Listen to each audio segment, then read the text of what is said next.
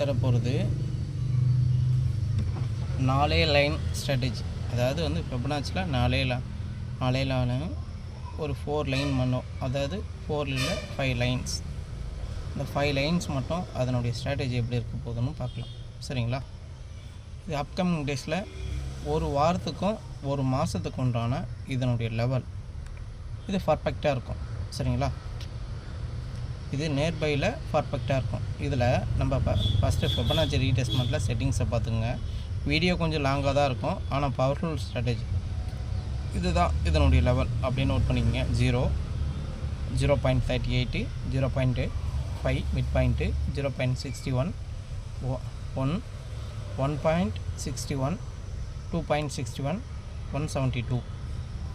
இதில் தான் இது வந்து பார்த்திங்கன்னா இதனுடைய லெவலில், அதாவது ஆக மொத்தமாக இங்கே இருக்கிற லைன்ஸே வந்து பார்த்திங்கன்னா 6 லைன் தான். அந்த 6 லைனில் இதில் ட்ரா பண்ணிருக்கேன். சரிங்களா? இதில் நம்ம என்ன பண்ண போகிறோம், அப்போ இது ஸ்டாக்குக்கு ஒர்க் அவுட் ஆகுமான்னு கேட்டால் ஸ்டாக்குக்கும் ஒர்க் அவுட் ஆகும். இப்போ இது 1 இயர்னுடைய ஹை இதை மென்ஷன் பண்ணிக்கிட்டேன். அப்போ ஒரு 100 ரூபானா அதனுடைய மிட் பாயிண்ட்டு 50 ரூபா, அதனுடைய ஹை 100 ரூபா. அப்போ 0லேருந்து ஸ்டார்ட் பண்ணிச்சுன்னா 100 ரூபா ஐனா அதனுடைய மிட் பாயிண்ட்டு 50 ரூபா. அப்போ 1 to 100னா அதில் மிட் பாயிண்ட்டு 50 ரூபா. சரிங்களா? இதனுடைய ஹையை மார்க் பண்ணிட்டீங்களா? இதை நேர்பை இருக்கிற கேண்டிலில் நம்மளுக்கு வந்து பார்த்திங்கன்னா ஒரு சப்போர்ட் ரெஸ்டாரண்ட் தான் இது வரையிடும். அப்போ அடுத்தது போன வருஷத்தினுடைய 6 மந்த்து கேண்டிலில் பார்க்குறேன். அதாவது 2024 6 மாதமாக அது எடுத்துக்கிறேன். அப்போ ஃபஸ்ட்டு பார்க்கும்போதும் இப்போ பார்க்கும்போதும் அதனுடைய டிஃப்ரென்ஸுடைய பர்ஃபெக்டான சப்போர்ட் ஏரியா எங்கே இருக்குதுன்னு தெரிய வரும். அப்போ 61ன்றது ஒரு மேஜரான சப்போர்ட்டு. அப்போ ஒர்க் அவுட் ஆகுது. சரிங்களா? அப்போ போன வருஷத்தில் 2 கேட்டகரியை பார்த்துட்டோம். அப்போ இந்த வருஷத்தினுடைய கேட்டகரியில் நம்ம பார்க்க வேண்டியது தான். அப்போ இது எதை நோக்கி வந்தால் இது வந்து ஃபாலோ ஆக போகுது. ஃபர்ஸ்ட் ஆஃப் ஆல் இதை பார்த்துக்குங்க. இங்கே மேஜராக ஒரு 1 இயருக்கும் அதனுடைய 6 மந்த்துக்கும் அதுக்கு உண்டான தொலைவு இந்த ஃபிபனாச்சி ரீடெஸ்ட்மெண்ட்டில் இது எப்படி ஒர்க் அவுட் ஆகும். அப்போ ஃபர்தராக இங்கேருந்து உதாரணத்துக்கு ஒரு லோ டைம் ஃப்ரேம் டேயில் எடுத்து காட்டுறேன் பாருங்கள். இதனுடைய அக்யூரசி லெவல் எப்படி இருக்குது பாருங்கள். அப்போ மேஜரான ஒரு சப்போர்ட்டு அப்கமிங் டேஸில் இந்த லோ உடைச்சிச்சுன்னா, டேவுடைய லோ உடைச்சிச்சுன்னா இது மேஜரான ஒரு சப்போர்ட்டு. இந்த சப்போர்ட்டை திருப்பி ரெஸ்டண்ட் ஆக்கும்போது, அதாவது சப்போர்ட்டை ரெஸ்டண்ட்டாக உடையும் போது ஆக்கும்போது அதனுடைய அடுத்த சப்போர்ட்டு, இந்த சப்போர்ட்டையும் உடைக்கும்போது அடுத்தடுத்த லெவலில் இது வந்து அப்கமிங் டேஸில், அப்கமிங் வீக்ஸில், அப்கமிங் மந்தில் ஒர்க் அவுட் ஆகும். இப்போ இதனுடைய கேட்டகரி மட்டும் நம்ம நோட் பண்ணிக்கலாம். ஃபிபனாச்சி ரீடெஸ்ட்மெண்ட்டில் இதனுடைய கேட்டகரிஸ் மட்டும் நம்ம வந்து பார்த்திங்கன்னா ஒரு பவர்ஃபுல் ஸ்ட்ராட்டஜி தான்.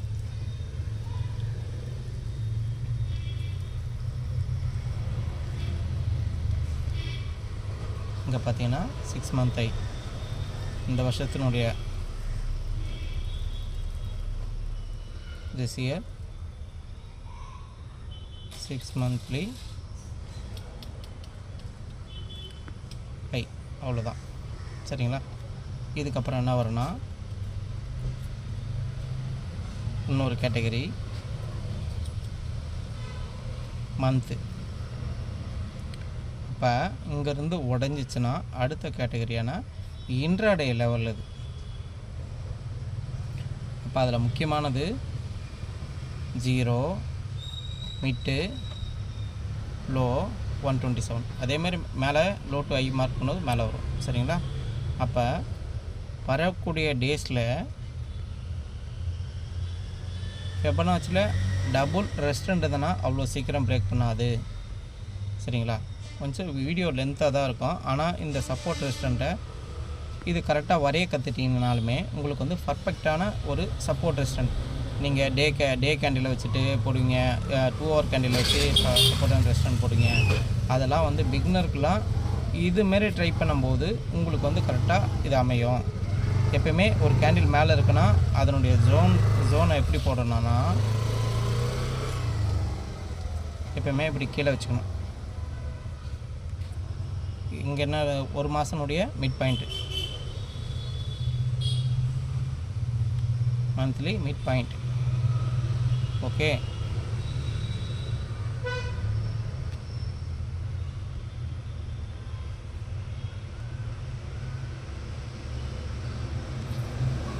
கேண்டில் எங்கே நியர்பை பக்கத்தில் இருக்கோ, அதாவது ஒரு 500 பாயிண்ட் இருக்கோ அதுக்கு நியர்பைக்குள்ளே இருக்கும்போது அதனுடைய ஃபெபனாச்சி லெவலில் போட்டுக்கணும். சரிங்களா? மந்த்லி லோ, அவ்வளோதான். இதனுடைய லெவலில் டெலீட் பண்ணிட்டோம். அடுத்த வீக் வரும். அப்போ வீக்கினுடைய ஹையே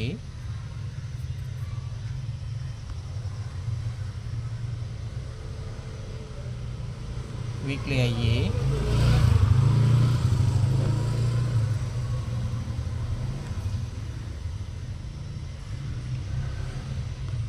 வீக்லி லோ,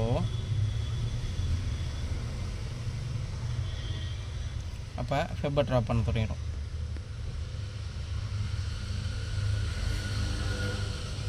அப்போ இங்கே என்ன லெவல் நோட் பண்ணணும்னா மிட் பாயிண்ட்டு 127, ட்ரெண்டுக்கு ஏற்ற மாதிரி நம்ம அதனுடைய 127 மாறும். சரிங்களா? எல்லாமே சேம் தான். மிட் பாயிண்ட்டு நீங்கள் I to லோ போட்டாலும் லோ டு ஐ போட்டாலும் இதனுடைய லெவல் வந்து கரெக்டாக தான் இருக்கும்.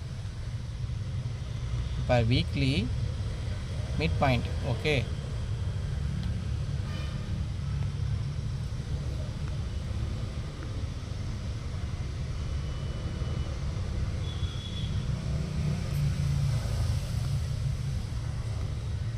weekly 120% reversal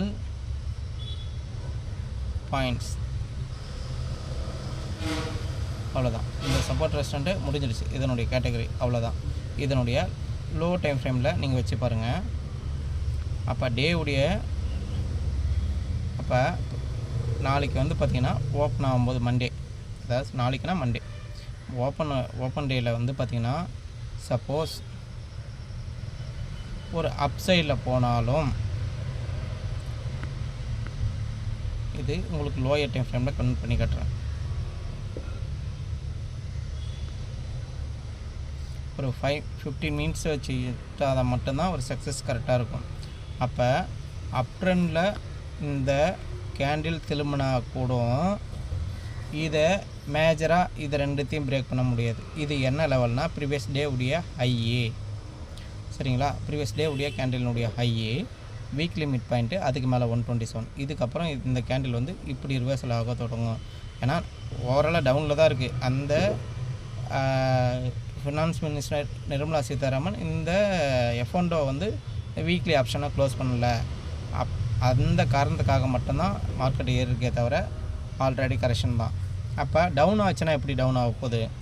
அப்போ அந்த டவுனு நம்ம எதை நோக்கி பண்ணால் நம்மளுக்கு கரெக்டாக இருக்கும்? அப்போ இங்கே க்ளோசிங் ப்ரைஸு கீழே, மந்த்லி மிட் பாயிண்ட்டு கீழே, வீக்லி மந்த்லி மிட் பாயிண்ட்டு கீழே, ப்ரீவியஸ் டே உடைய மிட் பாயிண்ட்டு இந்த 15 இருக்குது பாருங்கள், இந்த 50 பாயிண்ட்டு கீழே.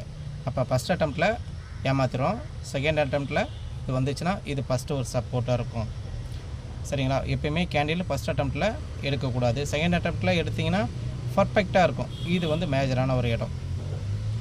அப்போ இந்த வீக்லி லோவும் ப்ரீவியஸ் டே உடைய லோவும் சேம் சப்போர்ட், டபுள் சப்போர்ட். அந்த டபுள் சப்போர்ட்டை உடைச்சிச்சுன்னா ஃபஸ்ட்டு டைம் உடைக்கிறது ஏமாத்துற வேலையாக இருக்கும். ரெண்டாவது டைம் உடைச்சிச்சுன்னா ஃபர்தராக அந்த ஃபால் இந்த வாரத்துக்கு உண்டான லெவல் மொத்தமும் டேவுக்கு உண்டான லெவலும் இந்த வாரத்துக்கு உண்டான லெவலும் இது பர்ஃபெக்டாக இருக்கும். நான் சொல்ல ஸ்பீச் பண்ணது டைம்ஸ் வந்து பார்த்திங்கன்னா ஒரு 5 மினிட்ஸ் தான், ட்ராப் பண்ணது ஒரு 8 மினிட்ஸ் தான். இதனுடைய சப்போர்ட் ரெஸ்டண்ட் பர்ஃபெக்டாக இருக்கும். இது எனி டவுட்ஸ் இருந்தாலும் நீங்கள் டெலகிராம் சேனலில் ஜாயின் பண்ணிக்கோங்க.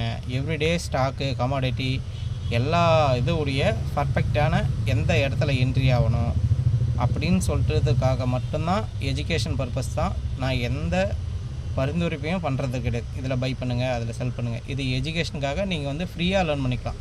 எப்பயுமே இது ஃப்ரீ தான். சரிங்களா?